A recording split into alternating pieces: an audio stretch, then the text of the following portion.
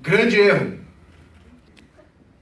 Há um ano atrás, eu me mobilizei em favor ou contra o pagamento de 900 mil reais, se não me engano, um pouco menos de R$1 milhão, para salvar uma basílica na Palestina.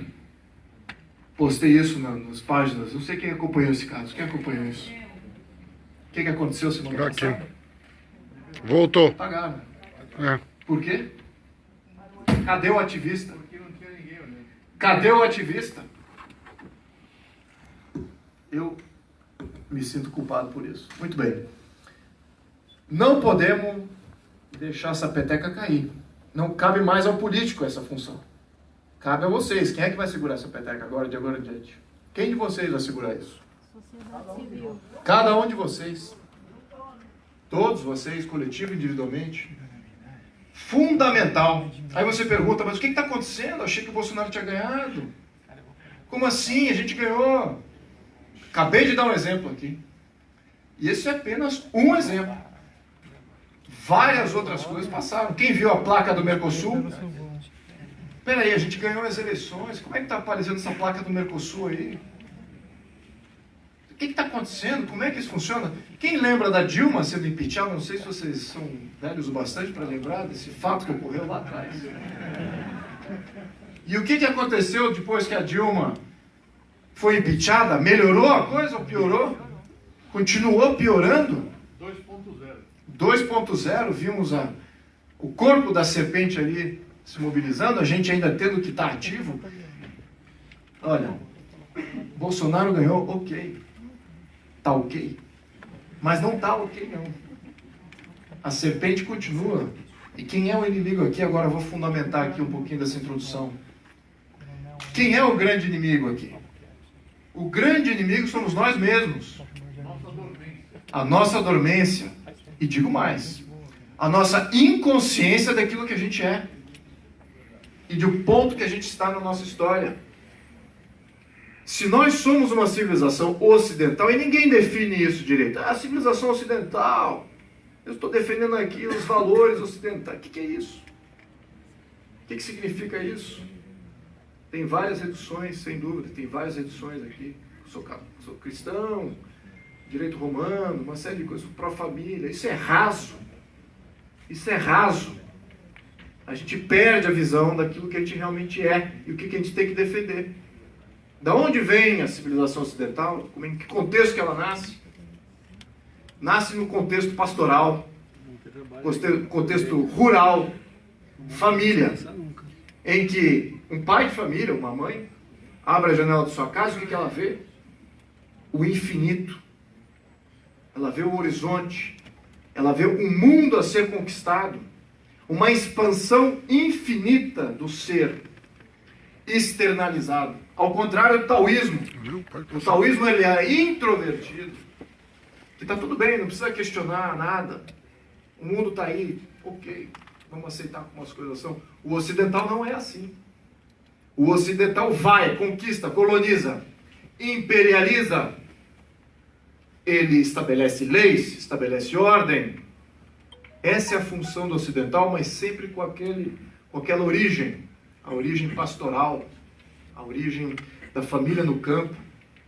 Num contexto urbano, a gente perde completamente essa visão. É por isso que, eu até coloquei no meu Facebook, o padrão de voto do Bolsonaro, majoritariamente, não foram os grandes centros urbanos. Confirma que o Brasil tem o mesmo padrão da Inglaterra.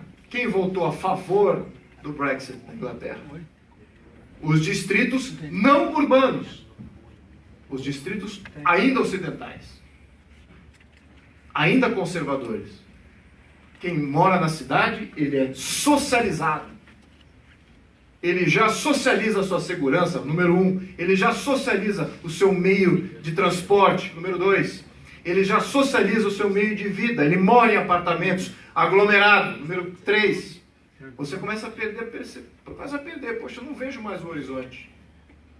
Eu não vejo mais não tenho mais aquela chama conservadora, aquela chama ocidental, eu não tenho mais.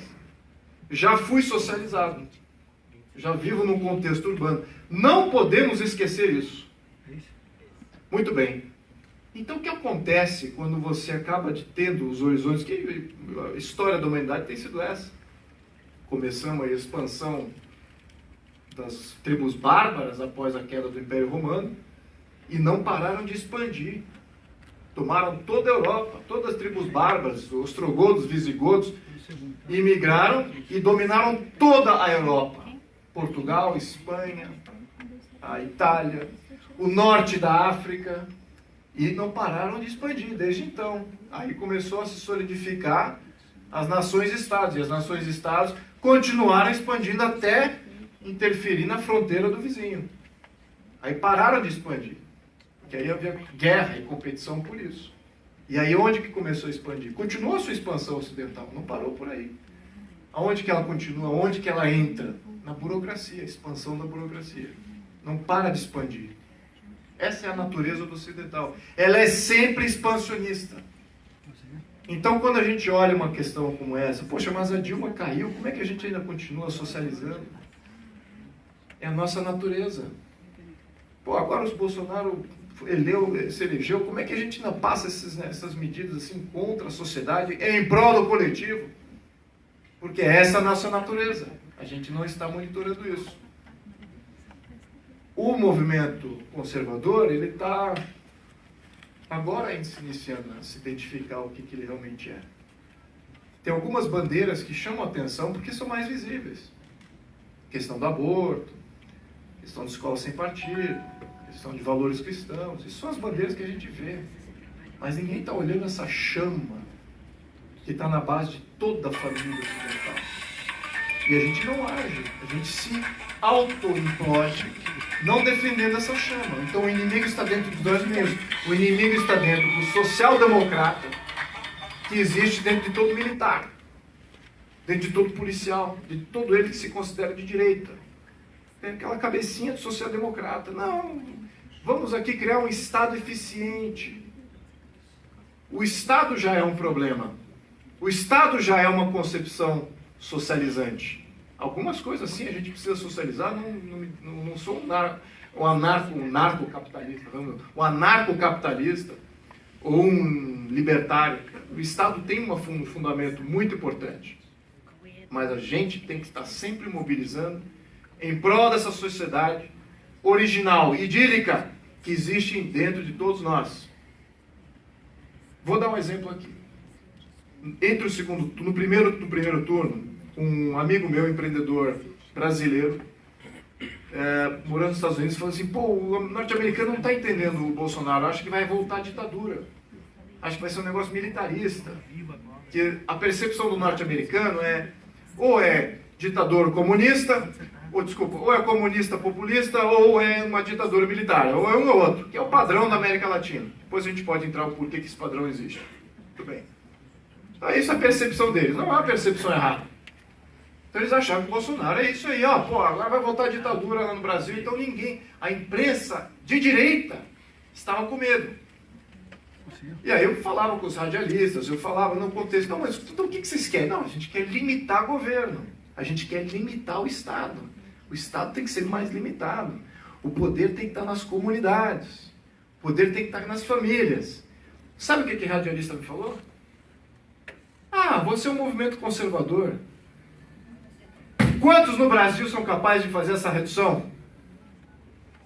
Quantos da direita conseguem reduzir dessa mesma maneira? Fazer essa sinapse de que poder na comunidade é ser conservador.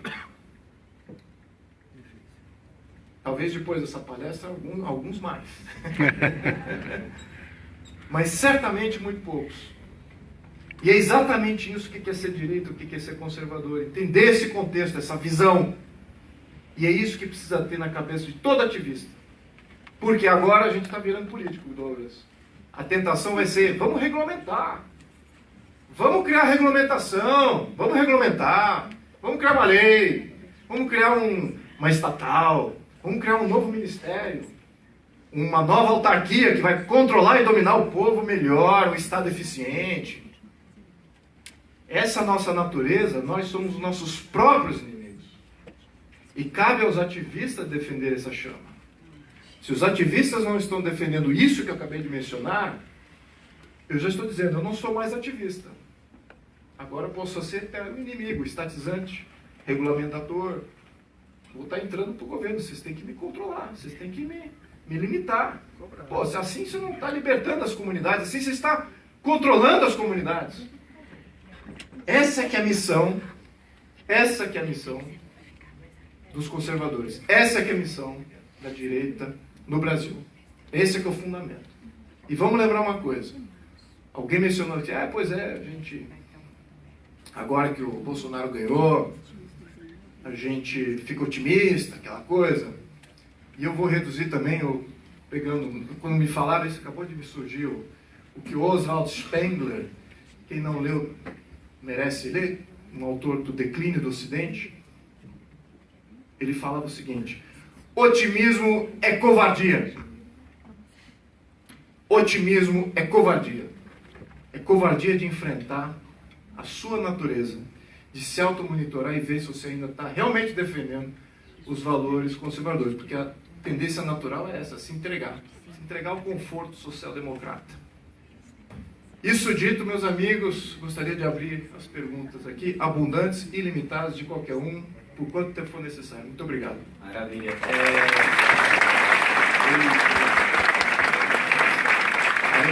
Pessoal, por favor. Começando as perguntas, antes, eu vou iniciar pelo pessoal que tinha levantado a mão quando o senhor perguntou, tá bom? O senhor lembra quem tinha levantado a mão ali? Era o pessoal, isso, era ele, exatamente. Fica à vontade, senhor. Boa noite a todas e a todos. Eu sou o professor Leonel Aguiar, presidente da Ordem dos Parlamentares do Estado de São Paulo, uma ONG que existe há 25 anos, fundada por ex-parlamentares. E eu vou ser bem breve, mas eu queria pontuar algumas coisas. Nós atuamos na Assembleia de forma informal, não temos nenhum vínculo na Assembleia Legislativa de São Paulo. Mas, deputado Douglas, você que está chegando agora, já vou informar algumas coisas. Por exemplo, emendas parlamentares, nunca para a cultura dos deputados, e sempre para prefeitos que conseguiram voto. É uma coisa que acontece recorrentemente aqui. Segundo ponto, a atitude do deputado Gianazzi agredindo o senhor é uma coisa completamente estranha, porque ele sempre teve uma postura, assim, modesta aqui. Quando eu olhei, eu falei, puxa, mas o Gianazzi agredindo um colega que está chegando, então causou estranheza. Terceiro ponto, que a gente viu aqui em muitas legislaturas, a eleição do presidente da Assembleia, já que a doutora Janaína é a nossa candidata, porque eu também sou PSL. Nas últimas eleições para presidente da Assembleia, 92 deputados estaduais votaram no único candidato, ou num dos candidatos. Que é uma coisa tão estranha, né, professor? Toda a esquerda votou no candidato, mas os deputados conservadores também votaram no candidato a pedido do governador. 92 votos dos 94. Então a nossa esperança é que agora, com essa nova mudança, a gente possa não ter essa força que o governador sempre teve na Assembleia Legislativa, e por isso que a máfia da merenda, que todas essas CPIs ficaram arquivadas há mais de 15 anos aqui. Aqui não quero entrar no mérito, o que foi certo ou errado, mas o fato de o presidente da Assembleia ser uma pessoa indicada pelo governador do Estado, com 92 votos, deputados que acabaram de chegar, tem uma deputada de esquerda, sambista, o primeiro voto dela, eu estava do lado, foi no candidato do governador. Eu falei, pô, mas não é possível, isso que está acontecendo. Então são essas coisas que acontecem. Logicamente, eu gostaria de contar muito com o senhor, como já conversamos, principalmente porque agora, deputado Felipe, é o bicentenário da independência. E nós, como monarquistas, em 2022, temos que realizar uma grande festa. Por isso que precisamos de um deputado estadual para já instalar uma frente parlamentar pró-comemorações. Temos que já pensar nisso. Sim, senão não dá tempo. Entendeu? Senão não dá tempo. Amanhã vou estar com o Dom Beltrán e tento conversar com o Dom Beltrán a gente trazer o coração de Dom Pedro I de Portugal como parte das comemorações. Ele acha isso difícil.